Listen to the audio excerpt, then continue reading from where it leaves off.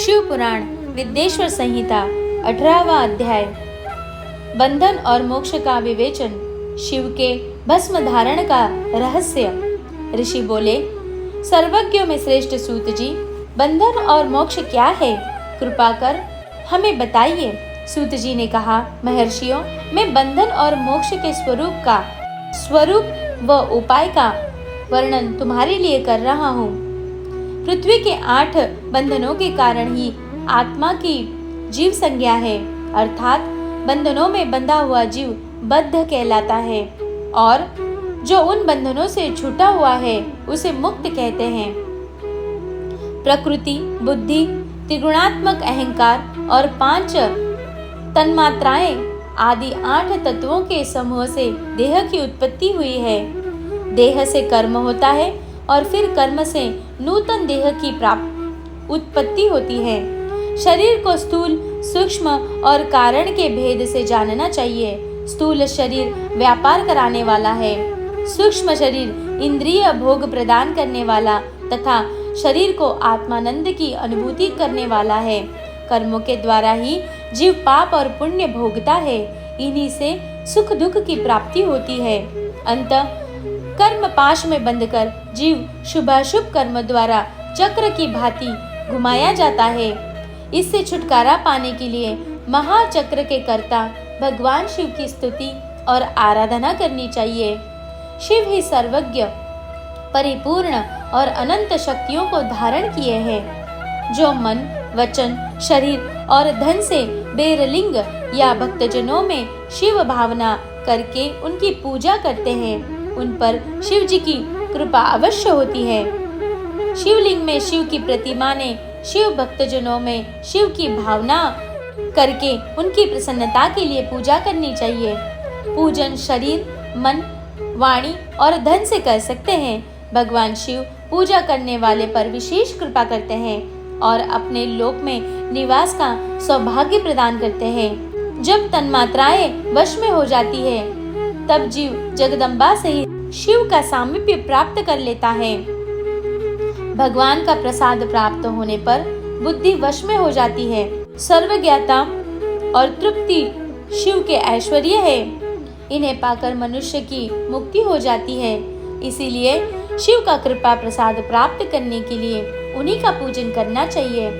शिव क्रिया, शिव तप, शिव मंत्र जाप, शिव ज्ञान और शिव ध्यान प्रतिदिन प्रातः से रात को सोते समय तक, जन्म से मृत्यु तक करना चाहिए एवं मंत्रों और विभिन्न पुष्पों से शिव की पूजा करनी चाहिए। ऐसा करने से भगवान शिव का लोक प्राप्त होता है। ऋषि बोले, उत्तम व्रत का पालन करने वाले सूत जी, शिवलिंग की पूजा कैसे करनी चाहिए? कृपया हमें बताइए। सूत जी ने बोला, ब्राह्मणों, सभी कामनाओं को पूर्ण करने वाले लिंग के स्वरूप का मैं तुमसे वर्णन कर रहा हूँ। सूक्ष्म लिंग निष्कल होता है और स्थूल लिंग सकल। पंचाक्षर मंत्र को स्थूल लिंग कहते हैं। दोनों ही लिंग साक्षात मोक्ष देने वाले हैं। प्रकृति एवं पौरुष लिंग के रूपों के बारे में एकमात्र भगवान शिव ही जानते हैं और कोई नहीं जानता। पृथ्वी पर 5 लिंग हैं, जिनका विवरण मैं तुम्हें सुनाता हूँ। पहला स्वयंभू शिवलिंग, दूसरा बिंदु लिंग, तीसरा प्रतिष्ठित लिंग, चौथा चरलिंग और 5वां गुरुलिंग। देवर्षियों की तपस्या से संतुष्ट उनके समित प्रकट होने के लिए पृथ्वी के अंतर्गत बीज रूप में व्याप्त हुए भगवान शिव वृक्षों के अंकुर की भांति भूमि को भेद कर नादलिंग के रूप में व्यक्त होते जाते हैं। स्वतः प्रकट होने के कारण ही इसका नाम स्वयंभू लिंग है। इसकी आराधना करने से ज्ञान की वृद्धि होती है। सोने, चांदी, भूमि, वेदी पर हाथ से प्रणव मंत्र लिखकर भगवान शिव की प्रतिष्ठा और आवाहन करें तथा 16 उपचारों से उनकी पूजा करें।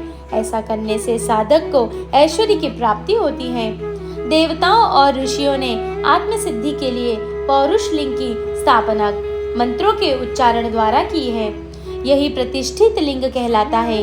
किसी ब्राह्मण अथवा राजा द्वारा मंत्र पूर्वक स्थापित किया गया लिंग भी प्रतिष्ठित लिंग कहलाता है, किंतु वह प्राकृत लिंग है। शक्तिशाली और नित्य होने वाला पौरुष लिंग तथा दुर्बल और अनित्य होने वाला प्राकृत लिंग कहलाता है। लिंग नाभि, जीभ, हृदय और मस्तक में विराजमान आध्यात्मिक लिंग को चरलिंग कहते हैं। पर्वत को पौरुष लिंग और भूतल को विद्वान प्राकृत लिंग मानते हैं।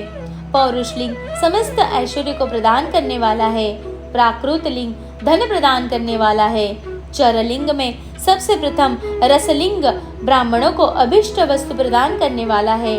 सुवर्णलिंग वैश्यों को धन, बाणलिंग क्षत्रियों को राज्य, सुंदरलिंग शूद्रों को महाशुद्धि प्रदान करने वाला है। बचपन, जवानी और बुढ़ापे में स्फटिकमय शिवलिंग का पूजन स्त्रियों को समस्त भोग प्रदान करने वाला है। समस्त पूजा कर्म गुरु के सहयोग से करे। इष्ट देव का अभिषेक करने के पश्चात अगहनी के चावल की बनी खीर तथा नैवेद्य अर्पण करे। निवृत्त मनुष्य को सूक्ष्म लिंग का पूजन विभूति के द्वारा करना चाहिए। विभूति लोकाग्नि जनित, वेदाग्नि जनित और शिवाग्नि जनित 3 प्रकार की होती है। लोकाग्नि जनित अर्थात लौकिक भस्म को शुद्धि के लिए रखें। मिट्टी, लकड़ी और लोहे के पात्रों की धान्य, तिल, वस्त्र आदि की भस्म से शुद्धि होती है। वेदों से जनित भस्म को वैदिक कर्मों के अंत में धारण करना चाहिए। मूर्तिधारी शिव का मंत्र पढ़कर बेल की लकड़ी जलाएं। कपिला गाय के गोबर तथा शमी, पीपल, पलाश, बड़, अमलताश और बेर की लकड़ियों से अग्नि जलाए। इसे शुद्ध भस्म माना जाता है। भगवान शिव ने अपने गले में विराजमान प्रपंच को जलाकर भस्म रूप से सार तत्व को ग्रहण किया है। उनके सारे अंग विभिन्न वस्तुओं के सार रूप है। भगवान शिव ने अपने माथे के तिलक में ब्रह्मा, विष्णु और रुद्र के सार तत्व को धारण किया है। सजल भस्म को धारण करके शिव की पूजा करने से सारा फल मिलता है। शिव मंत्र से भस्म धारण कर श्रेष्ठ आश्रमी होता है। शिव की पूजा अर्चना करने वाले को अपवित्रता और सूतक नहीं लगता। गुरु शिष्य के राजस, तामस और तमोगुण का नाश कर शिव का बोध कराता है। ऐसे गुरु के हाथ से भस्म धारण करनी चाहिए। जन्म और मरण सब भगवान शिव ने ही बनाए हैं। जो इन्हें उनकी सेवा में ही अर्पित कर देता है वह बंधनों से मुक्त हो जाता है। स्थूल, सूक्ष्म और कारण को वश में कर लेने से मोक्ष प्राप्त होता है। जो शिव की पूजा में तत्पर हो, मौन रहे, सत्य तथा गुणों से युक्त हो, क्रिया, जाप, तप करता रहे, उसे दिव्य ऐश्वर्य की प्राप्ति होती है तथा ज्ञान का उदय होता है। शिव भक्त यथा योग्य क्रिया एवं अनुष्ठान करे तथा धन का उपयोग कर शिव स्थान में निवास करे। भगवान शिव के महात्म्य का सभी के सामने प्रचार करे। शिव मंत्र के रहस्य को उनके अलावा कोई नहीं जानता, इसीलिए शिवलिंग का नित्य पूजन करें।